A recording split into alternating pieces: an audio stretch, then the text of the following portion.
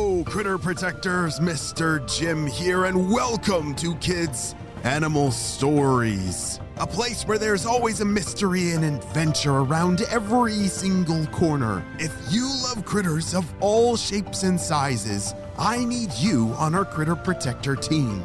Join our adventure as we learn about critters from around the world and in our backyards.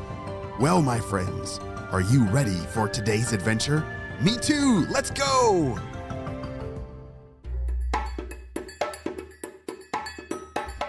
On the last episode, we saw that our friend Oliver the Peacock Bass had just something terrible happen to him. He thought he was gonna eat a minnow, but it ended up being something that was pulling him out of the water. Oh, I think he's really regretting trying to eat that delicious looking minnow. Let's see what happens next. Oh, Brodacious bro, somebody help me! Oliver tried to yell out as fast as he could. He hoped that Jill, the bluegill, would hear him and come to his rescue. She was a very, very fast swimmer. Oliver didn't understand what was happening. He had eaten minnows all his life, but never once did he start to be pulled up to the surface. Suddenly, he broke through the surface of the water and saw the land for the first time. As his eyes tried to get adjusted, he noticed that the air was so much thinner out of the water. His gills started to open and close harder as he tried to breathe. Look, Dad, I caught a big one, cried Billy. You sure did, son, said his father as he came to help Billy take his catch off the hook. Billy was so proud of his big fish that he caught. But for the first time, he noticed that his catch didn't seem so happy. He almost looked scared. Suddenly, Billy had pity and showed empathy for his catch. Do you know what the word empathy means? Or have you ever felt sorry for something you did after you did it? How did it make you feel? Yeah, words like empathy mean it's like you're trying to feel like that other person or the other fish is feeling. So if somebody else is feeling sad, maybe you feel sad with them. Well, as soon as Billy's father got the hook out of his catch's mouth, Billy picked him up and started walking him back to the canal. I don't want to keep him, Daddy. He looks scared. I'd rather put him back in the water where he belongs, said Billy. His father smiled and nodded his head. As he did, Billy dropped the peacock bass back down into the water and watched him swim away. Oliver swam as fast as he could once he hit the warm water. He could finally breathe now back in the water, so he took a lot of deep breaths. Oliver wasn't feeling hungry anymore. He was scared and wanted to find Jill. Jill! Where are you, bro? Where are you? Cried out Oliver. He hoped that she would be able to tell him what on earth happened. Oliver swam until he got to the downstream area of the canal, and there was Jill. Oh, and another friend, Fred. They were playing tag together in the shallow water. Oh, Jill, I'm so glad I found you. Something horrible just happened to me, cried Oliver. Jill swam over to Oliver and Fred followed. Oliver, what happened? Tell me everything. You look terrified, said Jill the bluegill.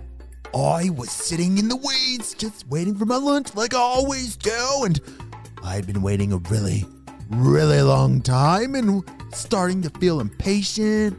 You know, just like that feeling that I just wanted to eat something. And then suddenly I saw a big, beautiful minnow, like the most beautiful minnow I've ever seen, right in front of my nose. He was all alone and looked so delicious, so I swam out of my hiding spot and grabbed him. Of course I would. I was hungry. He looked delicious. But then, all of a sudden, he started pulling me to the surface of the water. Fred gasped and his eyes got wide open. Nothing like that had ever happened to him. Jill continued listening intently to Oliver. And when I got to the surface, I was pulled right up into the air and I saw land. Like this green fluffy stuff on the land. For the first time, it was so scary, Jill. I could barely breathe. The air was so thin that my gills, it wouldn't work. I don't even know what was happening, bro, but the only thing is that I was caught by the minnow in my mouth, and no matter how hard I tried to get away, I couldn't. Jill swam closer to Oliver. She had been caught several times herself and knew exactly how Oliver was feeling. It was really scary when you get caught for the first time. Oh, Oliver, I think that minnow you thought was your lunch was actually the bait of a fisher. Bro, what is a bait? What is that? Asked Oliver. Bait is something that fishers put on the end of their fishing line to trick us into biting it. Then we get caught on their line and they bring us up to the surface and past the water. Bro, yeah, that's exactly what happened. When I got to the surface, I saw this little boy in a bigger thing with him. Oh, that little boy, he was scary, but he did let me go back into the water. Wow, you are very lucky, Oliver. Not all fishers let their catch go back into the water, said Jill the bluegill. So, what should I do, Jill? I don't want that to ever happen again, brah, said Oliver. From now on, when you're looking for a meal, don't ever bite into a fish that you see it is all by itself. A single fish could be bait. Watch for the fish that are traveling together in groups. That's what I do. I've been hooked a few times too in my time, but I've lived to tell the tale, said Jill. Oliver listened to everything Jill had to say and decided to stay downstream with her friend and Fred for the rest of the day. He had learned a lesson today that he would always remember, to make sure to be careful when looking for his meals. Wow, that was an amazing adventure, and I'm glad that Oliver learned a very important lesson: to not eat the lonely fish. We'll see you on the next adventure. We'll be right back after a brief word from our sponsors.